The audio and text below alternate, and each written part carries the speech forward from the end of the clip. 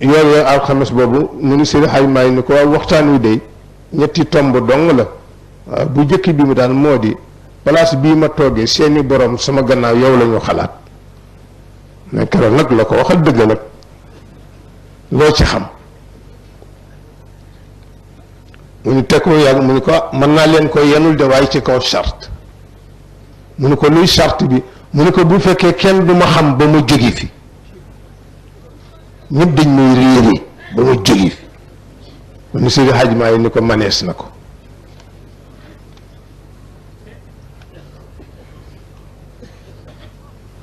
mu ni ko bu ñaareel bi dama bëgg nga dem tabaxi zawiya ba ca Ndar ndax sa alal la te nit du bàyyi alalam te dafa màggat xaw a tuuti ma boo demee nga toj ko yaatal ko defaraat ko ba mu baax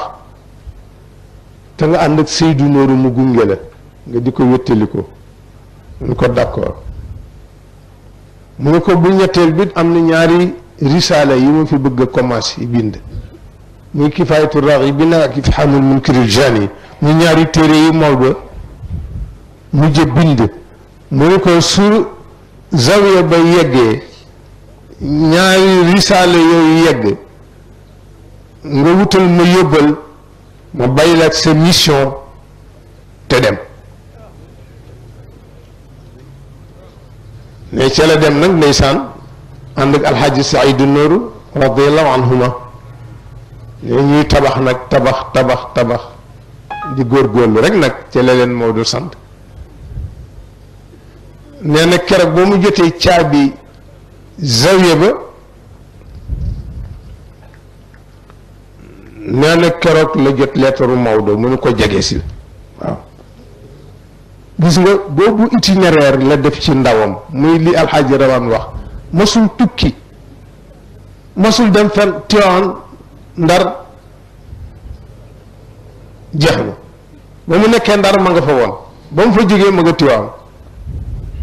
waaw waaye masul dem fen nee na benn dëkk rek la daan dem muy Xaay te nee na ci gaalu locc yi laa daan dugg ba Xaay xam nga Xaay lu ko fa yóbbu woon benn nijaay rek la am mu bokk ak yaayam ndey ak baay muy maam Ndari Njaay dafa nekkoon Xaay xam nga doomu Ndar yu bari Xaay leen doon defe commerce waaw nee na nag ndeysaan léeg-léeg ma daw seetu ko ndax moom laa am ci nijaay waaw daw am fa quelques jours dellu si ci gaalu locc yi bu dul loolu masul tukki ma Casamance gi rek masu cee dem fenn la dem xanaa ci baatin xëy na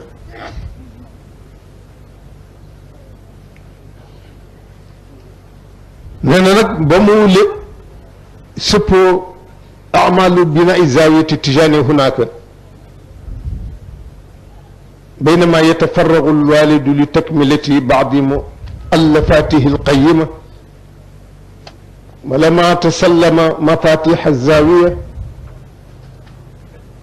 تلا جوت نك لاترو بايام مونو كون نغا ديلو سي تيواون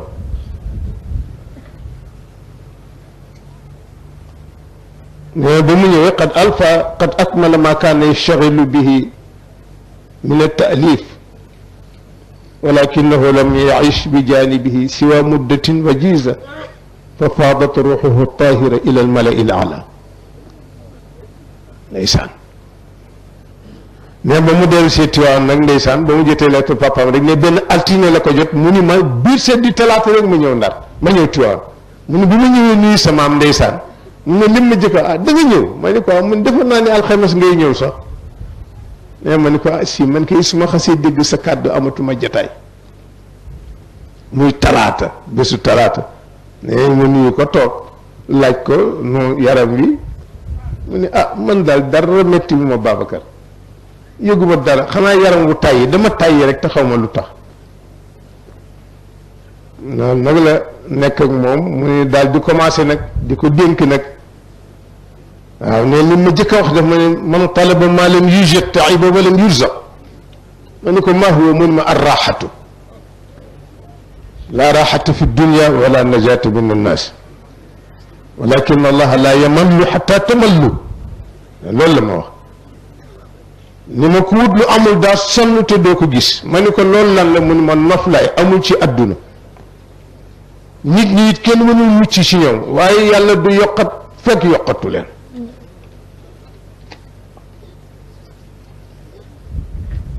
nee na nag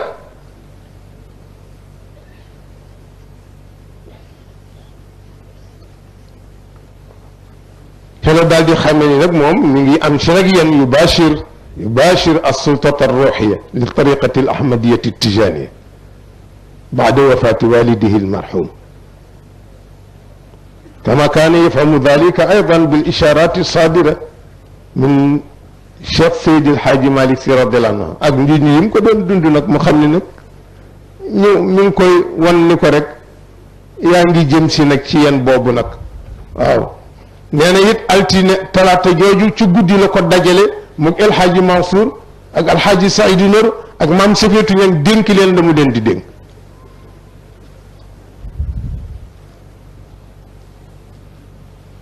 waaw wax leen la mu leen wax yëpp ah tabarakallahu mu nekk ko xam ni ñi ko xam ci jeunesse am ñi ko xam ci enfance am masul jaar ci ndaw masul jaar ci po masul am dara luñ koy sàngal c'est très important